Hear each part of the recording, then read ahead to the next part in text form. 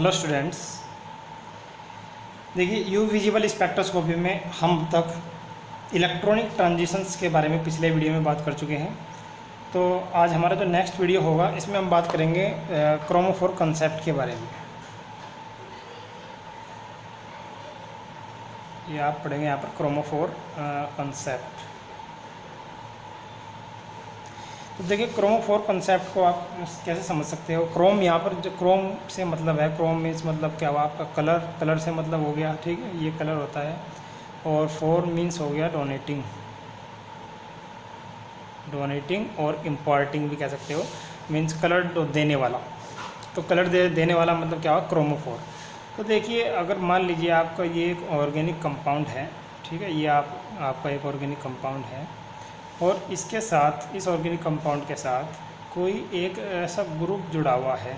अब कैसा ग्रुप जुड़ा हुआ है, जो रखता हो विच हैव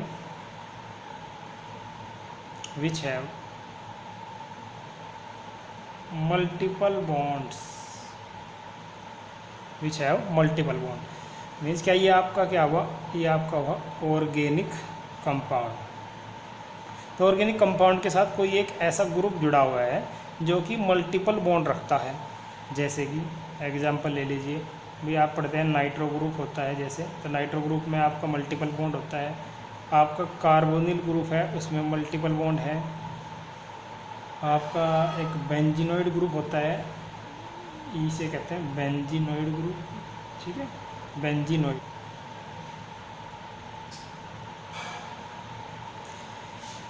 तो इस तरह के आपके बहुत से ग्रुप हैं जो कि मल्टीपल बॉन्ड रखते हैं।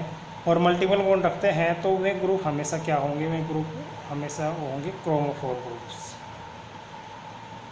मीन्स क्या है कि वो कंपाउंड में कलर देंगे, कलर डोनेट करेंगे। तो आप देखिए सीधा समझ सकते हैं, आप सीधा सा कह सकते हैं कि ऑर्गेनिक कंपाउंड के साथ अगर कोई ऐसा ग्रुप जुड़ा हुआ है जो कि मल्टीपल बॉन्ड रखता हो और वो ऑर्गेनिक कंपाउंड को कलर देता हो, ऑर्गेनिक कंपाउंड को कलर्ड करता हो, तो ऐसा ग्रुप जो होगा वो क्या कहलाएगा, क्रोमोफोर ग्रुप कहलाएगा। अब देखिए जो क्रोमोफोर ग्रुप होते हैं इनमें दो तरह के इलेक्ट्रॉनिक ट्रांजिशंस होते हैं। जैसे कि आप वहाँ पर इलेक्ट्रॉनिक ट्रांजिशन पढ़ चुके हैं। एक तो होता है आपका pi to pi star transition, and जो सेकेंड होता है वो आपका n to pi star transition होता है।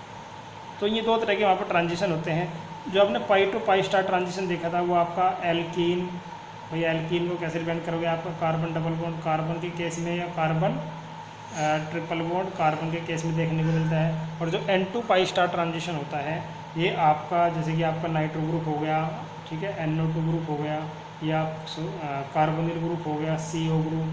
तो इस तरह के ग्रुप में ये देखने को मिलता है। तो एन टू पाई स्टार जो ट्रांजिशन होता है इसमें इलेक्ट्रॉन को एक्साइट कराने के लिए या इलेक्ट्रॉन को अपनी लोअर स्टेट से हायर स्टेट में जाने के लिए बहुत कम एनर्जी रिक्वायर होती है। तो इसलिए यहाँ पर जो एनर्जी रिक्वायरमेंट है वो कम होती है, इसलिए इसकी वेवलेंथ जो होगी ज़्यादा होगी। मीन्स क्या है कि कलर फॉर्मेशन के जो चांसेस होते हैं वो सबसे ज़्यादा एन टू पाई स्टार में होते हैं और इसमें बहुत कम चांसेस होते हैं। तो जो क्रोमोफोर कंसेप्ट होता है इसमें दो तरह के ट्रांजिशन इन्वॉल्व होते हैं। तो इसके बारे में आप एक्सप्लेन कर सकते हो, ये शॉर्ट नोट में रहता है क्वेश्चन। तो चलिए नेक्स्ट बात कर लेते हैं हम ऑक्सोक्रोम कंसेप्ट के बारे में। कि अगर कोई ऑर्गेनिक कंपाउंड है और उस ऑर्गेनिक कंपाउंड के साथ कोई ऐसा ग्रुप जुड़ा हुआ है जो मल्टीपल बॉन्ड रखता हो, तो इसे तो हम क्या कहते हैं, क्रोमोफोर, ठीक है। और ये क्रोमोफोर जो ग्रुप होता है ये क्या करता है, ऑर्गेनिक कंपाउंड में कलर डोनेट करता है। और अगर इस ग्रुप के साथ ही कोई ग्रुप या फिर कोई एटम जुड़ा हो जो कि क्या रखता हो, have lone pair of electrons. देखिए सीधी समझने वाली बात है, मैं आपको डायरेक्टली समझा रहा हूँ, ठीक है। तो अगर इस ग्रुप के साथ कोई ऐसा ग्रुप जुड़ा हो या एटम जुड़ा हो जो कि क्या रखता हो, आपका लोन पेयर ऑफ इलेक्ट्रॉन्स, तो वो आपका ऑक्सोक्रोम होता है, वो आपका ऑक्सोक्रोम होता है। अब ये ग्रुप आपका क्रोमोफोर से भी जुड़ा हो सकता है, या फिर ऐसा भी हो सकता है कि ये ग्रुप आपका दूसरे कार्बन के दूसरी पोजीशन पर जुड़ा हो। मीन्स जैसे कि आप ले लीजिए एग्जांपल, आपने लिया नाइट्रोबेंजीन, तो आप नाइट्रोबेंजीन में जानते हैं जो नाइट्रो ग्रुप है वो आपका मल्टीपल बॉन्ड रखता है, तो वो आपका क्रोमोफोर ग्रुप हुआ। और हमने यहाँ पर पैरा पोजीशन पर जोड़ दिया इसके OH ग्रुप। तो OH में ऑक्सीजन के पास लोन पेयर है, डोनेटिंग ग्रुप होता है, क्योंकि लोन पेयर ऑफ इलेक्ट्रॉन है तो इलेक्ट्रॉन डोनेट करेगा। तो इसलिए ये आपका कैसा हो गया, ऑक्सोक्रोम ग्रुप। तो ये आपका हुआ क्रोमोफोर और ये आपका हुआ ऑक्सोक्रोम ग्रुप। ठीक है, तो आपको यहाँ से क्लियर हो जाना चाहिए। तो देखिए ऑक्सोक्रोम ग्रुप करता क्या है, ऑक्सोक्रोम ग्रुप जो होता है वो कॉन्जुगेशन को बढ़ा देता है, एक्सटेंडिंग कॉन्जुगेशन। अब देखिए सीधी सी बात है, अगर कॉन्जुगेशन बढ़ता है तो आप जानते हैं कि कॉन्जुगेशन बढ़ता है तो स्टेबिलिटी भी बढ़ेगी कंपाउंड की। तो कॉन्जुगेशन ज़्यादा होगा तो स्टेबिलिटी भी ज़्यादा होगी, और अगर स्टेबिलिटी ज़्यादा होगी तो वहाँ पर सिस्टम स्टेबल जब हो जाएगा तो उसकी एनर्जी कम हो जाएगी। भाई अगर कोई सिस्टम स्टेबल है तो उसकी एनर्जी कम होगी, और अगर उसकी एनर्जी कम होगी तो उसकी वेवलेंथ क्या होगी, ज़्यादा होगी। तो सीधी सी बात है कि ये जो एब्जॉर्प्शन बैंड है उससे शिफ्ट कर देगा towards greater wavelength, towards greater wavelength. तो आप सीधी सी बात है कि आप कह सकते हैं कि अगर किसी क्रोमोफोर ग्रुप के साथ कोई ऑक्सोक्रोम जुड़ जाए या वो दूसरी पोजीशन पर कंपाउंड पे जुड़ा हो तो वहाँ पर कॉन्जुगेशन को बढ़ा देता है, और कॉन्जुगेशन को बढ़ाने से क्या करेगा, वो एब्जॉर्प्शन बैंड को शिफ्ट कर देगा ग्रेटर वेवलेंथ की तरफ। या हम ग्रेटर वेवलेंथ जो होता है फिर रेड एंड होता है, वहाँ पर जो लास्ट सबसे ज़्यादा वेवलेंथ होती है वो रेड एंड की होती है, तो वो रेड एंड की ओर शिफ्ट कर देगा उसे। तो यही होते हैं आपके ऑक्सोक्रोम ग्रुप। तो सीधी सी बात है, ये जो ग्रुप है ये खुद कलर नहीं देते, लेकिन कलर की इंटेंसिटी को बढ़ा देते हैं। मान लीजिए कि आपका देखिए आप जानते हैं कि जो आपका विजिबल रीजन है वो होता है विबग्योर, GYOR, ये हो गया ठीक है, VIB GYOR। तो देखिए मान लीजिए आपका इंडिगो कलर आया हुआ है कंपाउंड में, और आपने क्या उसे रिएक्शन की हेल्प से उसमें ऑक्सोक्रोम ग्रुप इंसर्ट करा दी। अब ऑक्सोक्रोम ग्रुप क्या होता है, जिनके पास लोन पेयर ऑफ इलेक्ट्रॉन होता है। अब में ऑक्सोक्रोम ग्रुप जब ये कॉन्जुगेशन में जाएंगे इसके साथ, तो कॉन्जुगेशन में जाने पर क्या होगा, वो कॉन्जुगेशन में जाने पर उसकी स्टेबिलिटी को बढ़ा देंगे, तो उसकी एनर्जी कम हो जाएगी, तो उसकी वेवलेंथ बढ़ जाएगी। तो जब वेवलेंथ बढ़ेगी तो आप जानते हैं कि विबग्योर में इधर ऐसे जाने पर वेवलेंथ इंक्रीज होती है। तो यानी कि आपका पहले इंडिगो था, अब मान लीजिए आपका कैसा हो जाएगा, या आपका ग्रीन कलर देने लगेगा। तो इस तरह से वो कलर की इंटेंसिटी को बढ़ाने लगता है, यानी कि वो रेड एंड की तरफ शिफ्ट होने लगता है। दो एंड है, ये आपका हो गया रेड एंड, और जो इस एंड को हम साइड में, इसे पूरे को हम बोलते हैं यहाँ पर ब्लू एंड। ठीक है, क्योंकि ये वायलेट भी लगभग पर्पलिश ब्लू कलर होता है। ठीक है, इंडिगो डार्क ब्लू होता है और ये स्काई ब्लू कलर होता है। इस तरह से ग्रीन हो गया, आपका येलो हो गया, ऑरेंज हो गया, रेड हो गया। तो इस तरह से डिफरेंट कलर हैं। तो ये आपका ब्लू एंड होता है और ये आपका रेड एंड होता है। रेड एंड को बाथोक्रोमिक शिफ्ट भी कहा जाता है और ब्लू एंड को हिप्सोक्रोमिक शिफ्ट भी कहा जाता है। तो इस तरह से आप ऑक्सोक्रोम कंसेप्ट को समझ सकते हो। तो ऑक्सोक्रोम कंसेप्ट जो होता है वो केवल और केवल कॉन्जुगेशन को इंक्रीज करता है और एब्जॉर्प्शन बैंड को लॉन्गर वेवलेंथ या ग्रेटर वेवलेंथ की तरफ शिफ्ट कर देता है। ये खुद कोई कलर कंपाउंड में नहीं देता। अगर मान लीजिए यहाँ पर नाइट्रो ग्रुप ना हो, क्रोमोफोर ग्रुप ना हो, केवल क्या जुड़ा हो, ऑक्सोक्रोम, तो ये कंपाउंड हमेशा कलरलेस होगा। इसका कोई कलर नहीं होगा, ये हमेशा कलरलेस होगा, क्योंकि ऑक्सोक्रोम ग्रुप कंपाउंड में कलर नहीं देता। तो इस तरह से आपके दोनों कंसेप्ट आपको क्लियर हो जाने चाहिए। अगर मैं इसके बाद एग्जांपल्स की बात करता हूँ तो देखिए क्रोमोफोर्स में आप इजीली जो समझ सकते हैं, तो ऐसे ग्रुप जो -R इफ़ेक्ट शो करते हैं, मतलब नेगेटिव रेजोनेंस इफेक्ट शो करते हैं, वो आपके क्रोमोफोर ग्रुप्स होते हैं। और ऐसे ग्रुप जो पॉजिटिव रेजोनेंस शो करते हैं वो आपके ऑक्सोक्रोम ग्रुप्स होते हैं। बट आप इसमें थोड़ा मिस्टेक्स कर सकते हो समझने में। जैसे कि यह है कि आप सीधा ये समझिएगा तो ज़्यादा बेटर रहेगा कि अगर आपका जो क्रोमोफोर है वो कैसा होगा, इलेक्ट्रॉन विड्रॉइंग। क्रोमोफोर जो होगा आपका इलेक्ट्रॉन विड्रॉइंग ग्रुप होता है, और जो ऑक्सोक्रोम होते हैं इलेक्ट्रॉन डोनेटिंग ग्रुप होते हैं। अब जो इलेक्ट्रॉन विड्रॉइंग होता है वो भी कॉन्जुगेशन को इंक्रीज करता है, इलेक्ट्रॉन डोनेटिंग भी कॉन्जुगेशन को इंक्रीज करता है। तो अगर दोनों मिल जाए तो कॉन्जुगेशन ज़्यादा इंक्रीज हो जाता है, कॉन्जुगेशन ज़्यादा बढ़ जाता है। उससे क्या होता है कि वेवलेंथ भी इंक्रीज कर जाती है। तो इलेक्ट्रॉन विड्रॉइंग की अगर हम एग्जांपल लें तो यहाँ पर जो आपका एग्जांपल होगा, जैसे कि आपने एग्जांपल की बात की थी, मल्टीपल बॉन्डेड ग्रुप होने चाहिए। जैसे NO2 आपने लिया है, आपने कार्बोनिल ग्रुप लिया है, ठीक है। आप ले सकते हैं यहाँ पर cyanide group C triple bond N हो जाएगा यहाँ पर। तो इसके बाद आपका जो एल्कीन ग्रुप यहाँ पर हो जाता है, ठीक है। एल्कीन एल्काइन सब इसमें इसी के अंडर आते हैं। एल्कीन हो गया आपका, एल्काइन हो गया। और यहाँ पर आप बेंजीनोइड ग्रुप ले सकते हो, इसके बारे में पीछे भी बात कर चुके हैं। ये आपका बेंजीनोइड ग्रुप होता है। तो इस तरह के जितने भी मल्टीपल बॉन्डेड ग्रुप्स हैं वो आपके क्रोमोफोर्स में आते हैं। और ये ग्रुप जो होते हैं कलर इम्पार्टिंग ग्रुप होते हैं, जो कि ऑर्गेनिक कंपाउंड्स में कलर देते हैं। तो ऑक्सोक्रोम में जो ग्रुप आते हैं इलेक्ट्रॉन डोनेटिंग ग्रुप होते हैं। जैसे कि इलेक्ट्रॉन डोनेटिंग क्या होता है, जब सेंट्रल एटम पर लोन पेयर ऑफ इलेक्ट्रॉन हो, सीधी सी पहचानी है। जैसे कि अमीनो ग्रुप हो गया आपका, इसके पास लोन पेयर ऑफ इलेक्ट्रॉन होता है तो कॉन्जुगेशन में इन्वॉल्व कर सकता है इलेक्ट्रॉन को। OH ग्रुप होगा, हाइड्रोक्सिल ग्रुप हो गया, इसके पास भी लोन पेयर ऑफ इलेक्ट्रॉन्स होते हैं, 2 लोन पेयर्स होते हैं ऑक्सीजन के पास, आप जानते हो। तो ऐसे ही आपके हेलोजन एटम के पास भी लोन पेयर ऑफ इलेक्ट्रॉन होते हैं। तो थायोल ग्रुप होता है, SH ग्रुप इसके पास भी होते हैं। तो इस तरह के जो ग्रुप्स हैं आप यहाँ पर ले सकते हो। तो अल्कोहल ग्रुप में आप अगर आप H को रिप्लेस कर दो यहाँ पर तो OR ग्रुप हो जाएगा, एल्कोक्सी ग्रुप इसे कहते हैं। ऐसे ही आप एमिनो ग्रुप में अगर आप एक हाइड्रोजन को रिप्लेस कर दो, अगर आप एक हाइड्रोजन को रिप्लेस कर दो एमिनो से तो ये हो जाएगा NHR। तो ये आपका एमीन ग्रुप हो जाएगा, सेकेंडरी एमीन आप इसे कहोगे। और NR2 ये आपका टर्सरी एमीन ग्रुप NR2 ये आपका टर्सरी एमीन ग्रुप हो जाएगा, क्योंकि इधर भी ये कार्बन से ही जुड़ा होगा। तो इस तरह के सब ग्रुप जो हैं वो इलेक्ट्रॉन डोनेटिंग हैं। तो ये कॉन्जुगेशन को इंक्रीज़ कर देते हैं, बट ये कलर नहीं देते, ये आप पीछे पड़ चुके हैं। और ये कलर डोनेटिंग ग्रुप होते हैं, ये भी कॉन्जुगेशन को इंक्रीज़ करते हैं। तो एक बात मैं आपको सीधा सा समझा दूँ, अगर किसी कंपाउंड में, ऑर्गेनिक कंपाउंड में क्रोमोफोर ग्रुप है तो वो कंपाउंड केवल कलर्ड हो सकता है। बट अगर वहाँ पर ऑक्सोक्रोम ग्रुप भी जुड़ा हुआ है तो वो कलर जो होता है उसकी इंटेंसिटी बढ़ जाती है, जिससे वो स्टेबल हो जाता है। मीन्स क्या है, अगर किसी फैब्रिक से आप उसका कलर, किसी फैब्रिक पर वो कलर लग जाए, किसी कपड़े पर वो कलर लग जाए तो वो वहाँ पर रुक जाता है, स्टेबल हो जाता है वो। मीन्स ये नहीं कि आप धुलोगे तो वो जल्दी धुल जाएगा, उसे धुलने में डिफ़िकल्ट, ऐसा भी हो सकता है कि वो धुलने में काफ़ी टाइम ले, या ऐसा हो सकता है वो कभी निकले ही ना।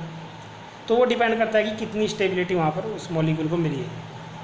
तो मैं आपको सीधा सा बता रहा हूँ कि जो क्रोमोफोर हैं वो केवल कलर देते हैं, तो कंपाउंड केवल कलर्ड होगा, बट वो कलर स्टेबल नहीं होता। और जो ऑक्सोक्रोम होते हैं, जब ऑक्सोक्रोम और क्रोमोफोर एक दोनों ग्रुप प्रेजेंट वहाँ पर हैं तो वो जो कंपाउंड है वो डाई बन जाता है, वो कलर नहीं रहता, वो डाई बन जाता है। तो इसके अलावा कुछ ग्रुप्स ऐसे भी हैं जो कि आपके क्रोमोफोर के जैसे दिखाई देते हैं, बट वो क्रोमोफोर नहीं होते। जैसे कि मैं अगर बात करूँ कार्बोक्सिलिक एसिड ग्रुप की, तो देखिए जो कार्बोक्सिलिक एसिड ग्रुप है वो आप मल्टीपल बॉन्डेड ग्रुप है और -R ग्रुप भी होता है। तो उस बेस पे आप कह सकते हो कि -R ग्रुप है तो ये क्रोमोफोर ग्रुप होना चाहिए। तो जैसे कि मैंने आपको कहा था कि आपको -R वहाँ पर नहीं कहना चाहिए, वो क्यों कह रहा था उसका मतलब आप समझ लीजिए। तो देखने में देखिए -R ग्रुप है, बट ये -R ना हो करके ये -R ग्रुप ही है, बट इसे आप क्रोमोफोर नहीं कह सकते। ये आपका जो ग्रुप होगा वो आपका ऑक्सोक्रोम ग्रुप होगा, इसे आप क्रोमोफोर नहीं कह सकते, बट ये -R है।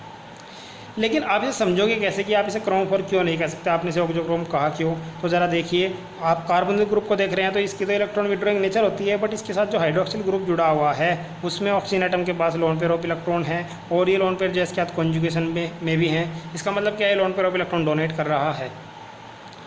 तो आप कहेंगे यहाँ पर +R ग्रुप भी दिखाई दे रहा है, हमें इसमें -R ग्रुप भी दिखाई दे रहा है, लेकिन हम इसे कहे कि हम इसे ऑक्सोक्रोम कहे, हम इसे क्रोमोफोर कहे। तो देखिए इसे इस ग्रुप के बेस पर ऑक्सोक्रोम ग्रुप कहा जाता है। उसका रीज़न ये है, जो +R टेंडेंसी होती है किसी भी ग्रुप की, यानी कि पॉजिटिव रेजोनेंस जो होता है वो हमेशा मैक्सिमम होता है नेगेटिव रेजोनेंस से। मींस अगर स्टेबिलिटी की बात करते हैं तो ज़्यादा स्टेबिलिटी जो बढ़ाता है वो आपका पॉजिटिव रेजोनेंस ही बढ़ाता है, ना कि नेगेटिव रेजोनेंस। तो स्टेबिलिटी के बेस पर यहाँ पर इस ग्रुप को क्रोमोफोर ना मेजर करके ऑक्सोक्रोम ग्रुप मेजर किया जाता है। तो इस तरह के जितने भी आपके ग्रुप होंगे जहाँ पर ऑक्सोक्रोम और क्रोमोफोर दोनों तरह के ग्रुप होंगे, वे आपके ऑक्सोक्रोम ही होंगे, उन्हें आप क्रोमोफोर नहीं कहोगे। जैसे कि आपका ये हो गया SO3H, तो SO3H में आपका सल्फोनिक एसिड ग्रुप होता है SO3H ग्रुप। तो इसमें आपका देखिए OH, इसके पास भी लोन पेयर ऑफ इलेक्ट्रॉन है, ये भी कॉन्जुगेशन में है, तो ये भी आपका ऑक्सोक्रोम ग्रुप ही होगा।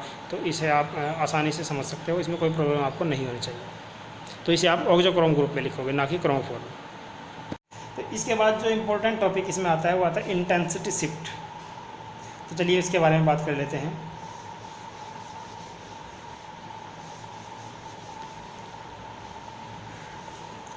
तो देखिए बात करते हैं इंटेंसिटी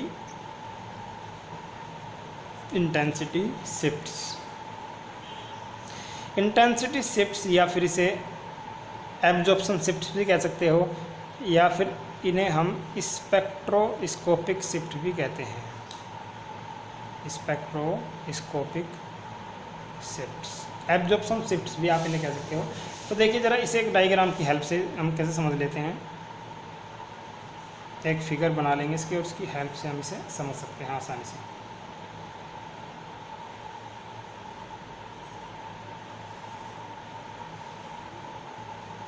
देखिए ये यहाँ पर आप लेते हैं एप्सिलॉन मैक्सिमम, ये आप जानते हैं क्या होता है, ये होता है मोलर एब्जॉर्प्शन कोफिशिएंट। मींस क्या है कि एब्जॉर्प्शन कितना हुआ है ये उसके बारे में जानकारी देगा, और ये ऊपर की तरफ इंक्रीज हो रहा है। मींस कि अगर आपका जो शिफ्ट है वो ऊपर की तरफ जा रही है, यानी कि जो एब्जॉर्प्शन है वो आपका यहाँ पर मिल रहा है आपको, भाई एक मान लीजिए एब्जॉर्प्शन आपको यहाँ मिला, एक मान लीजिए आपको यहाँ मिला, तो मीन्स यहाँ पर क्या इसका यहाँ पर मिलने का मतलब ये है कि यहाँ पर एब्जॉर्प्शन ज़्यादा हुआ है। तो अगर एब्जॉर्प्शन ज़्यादा हुआ है तो उस शिफ्ट को हम बोलते हैं हाइपर, इसे पूरे एक साथ लिखेंगे वर्ड को, तो ये शिफ्ट जो होती है आपकी क्या होगी, हाइपर क्रोमिक शिफ्ट। और अगर आपका एब्जॉर्प्शन मान लीजिए कम हुआ है, ठीक है, तो उसी शिफ्ट को कहते हैं हम उसे कहते हैं हाइपोक्रोमिक। अगर कम हुआ है एब्जॉर्प्शन तो हाइपोक्रोमिक, अगर ज़्यादा हुआ है तो हाइपरक्रोमिक। ये हमें पता चलता है एप्सिलॉन मैक्सिमम से। अब देखिए जो ये लाइन होगी, इस लाइन पर होता है लैम्डा मैक्स। आप जानते हैं लैम्डा मैक्स जो होता है वेवलेंथ की इंक्रीज होने को रिप्रेजेंट कर रहा है यहाँ पर, कि वेवलेंथ ऐसे इंक्रीज हो रही है। तो यहाँ पर वेवलेंथ कम होगी और यहाँ पर वेवलेंथ क्या होगी, ज़्यादा होगी, क्योंकि ऐसे इंक्रीज हो रही है। तो इसे इस एंड को आप बोलते हैं रेड एंड, या हम इसे कहते हैं बाथोक्रोमिक शिफ्ट। और ये जो शिफ्ट होती है आपकी, इसे ब्लू एंड या फिर इसे कहा जाता है हिप्सोक्रोमिक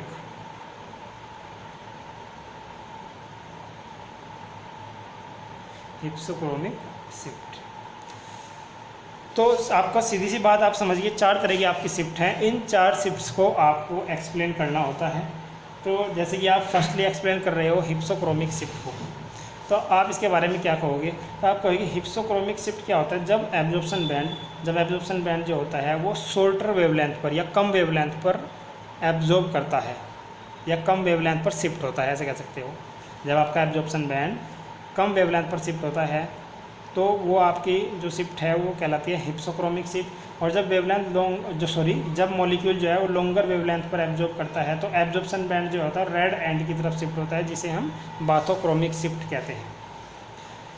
तो ऐसे ही आप बता सकते हैं कि लैम्डा मैक्स के रेफरेंस में अगर एब्जॉर्प्शन कम होता है तो उसे हाइपोक्रोमिक शिफ्ट कहते हैं, और अगर लैम्डा मैक्स के रेफरेंस में एब्जॉर्प्शन ज़्यादा होता है तो उसे हाइपरक्रोमिक शिफ्ट कहा जाता है। तो इस तरह से आप इन चारों शिफ्ट्स को एक्सप्लेन कर सकते हो। इनकी कुछ चीज़ें आपको बता दूं, आप जैसे आपने अभी ऑक्सोक्रोम ग्रुप के बारे में, क्रोमोफोर ग्रुप के बारे में पढ़ा है, तो आपने पढ़ा है कि अगर ऑक्सोक्रोम ग्रुप के साथ साथ क्रोमोफोर ग्रुप भी आ जाए तो कॉन्जुगेशन और ज़्यादा बढ़ जाता है। भाई क्रोमोफोर भी कॉन्जुगेशन में है कंपाउंड मॉलिक्यूल के साथ, जैसा आपका नाइट्रोबेंजीन हम एग्जांपल के तौर पर ले लेते हैं।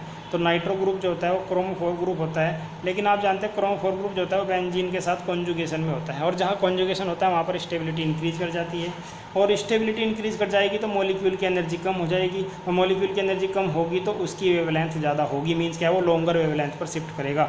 लेकिन अगर हम साथ के साथ इसमें हम OH ग्रुप भी जोड़ दें, मीन्स क्या है हमें ऑक्सोक्रोम ग्रुप जोड़ दें, तो ये इलेक्ट्रॉन डेंसिटी इंक्रीज, यानी कि कॉन्जुगेशन को देखो ऐसे बढ़ा देगा, ये भी इलेक्ट्रॉन डोनेट करेगा, अब इलेक्ट्रॉन इस तरह से कॉन्जुगेशन में होंगे, यानी कि यहाँ से यहाँ जाएगा, फिर यहाँ से यहाँ जाएगा, तो कॉन्जुगेशन बढ़ गया। अब कॉन्जुगेशन बढ़ गया तो स्टेबिलिटी बढ़ जाएगी, तो मॉलिक्यूल की जो एनर्जी है और कम हो जाएगी, तो वेवलेंथ और ज़्यादा हो जाएगी। ये आपको यहाँ से क्लियर हो जाना चाहिए। तो हम यहाँ से इस तरह से इन शिफ्ट्स को समझा सकते हैं। अगर कॉन्जुगेशन ज़्यादा होता है तो आपका रेड एंड की तरफ शिफ्ट होगा। तो आपको अगर कोई मॉलिक्यूल कंपेयर करने के लिए दिए गए हैं तो आप उनमें कंपेयर कर सकते हैं कि वो कौन दोनों में कौन सा रेड एंड की तरफ होगा। मान लीजिए दो मॉलिक्यूल आपको दिए, एक आपको नाइट्रोबेंजीन दे दिया और एक आपको जो है पैरा नाइट्रोफिनॉल ये दे दिया। तो आप जानते हैं नाइट्रोबेंजीन केवल नाइट्रो ग्रुप कॉन्जुगेशन में है, जबकि पैरानाइट्रोफिनॉल में फिनॉल ग्रुप भी उसके साथ कॉन्जुगेशन में है। तो इस जो पैरानाइट्रोफिनॉल है वहाँ पर वेवलेंथ जो होगी वो ज़्यादा होगी, जबकि आपके नाइट्रोफिनॉल में वेवलेंथ जो होगी वो कम होगी। तो आप हम जब दोनों को कंपेयर करोगे तो आप कहोगे जो नाइट्रोफिनॉल है वो हिप्सोक्रोमिक की तरफ शिफ्ट होता है और जो पैरानाइट्रोफिनॉल है वो आपका रेड एंड की तरफ शिफ्ट होता है। तो इस तरह से आप समझा सकते हो। ऐसे ही आपका अगर कॉन्जुगेशन इंक्रीज होता है तो एब्जॉर्प्शन भी बढ़ जाता है। तो एब्जॉर्प्शन बढ़ेगा, कॉन्जुगेशन बढ़ेगा तो एब्जॉर्प्शन बढ़ेगा, तो वो हाइपरक्रोमिक की तरफ शिफ्ट होगा। अगर कॉन्जुगेशन कम होगा तो एब्जॉर्प्शन भी कम होगा और वो आपका हाइपोक्रोमिक की तरफ शिफ्ट होगा। इस तरह से आप चारों इंटेंसिटी शिफ्ट्स को क्लियर कर सकते हो। तो मैंने सीधी सी बात बताई, अगर आपका कॉन्जुगेशन ज़्यादा होता है तो आपकी स्टेबिलिटी ज़्यादा मॉलिक्यूल की स्टेबिलिटी ज़्यादा होगी, तो मीन्स क्या, वो हाइपरक्रोमिक की तरफ और रेड एंड की तरफ शिफ्ट करने लगेगा। इस तरह से वो शिफ्ट करने लगेगा। और अगर वहाँ पर कॉन्जुगेशन कम है तो स्टेबिलिटी कम है तो वो हमेशा देखिए ऐसे चलेगा, ब्लू एंड की तरफ शिफ्ट करेगा और हाइपोक्रोमिक की तरफ शिफ्ट करेगा। तो इस तरह से आपकी 4 इंटेंसिटी शिफ्ट हैं। शॉर्ट नोट में आता है ये भी। तो मुझे उम्मीद है कि आप इसे समझ गए होंगे। बाकी नोट्स आप अपनी बुक से देख सकते हो। Thank you very much.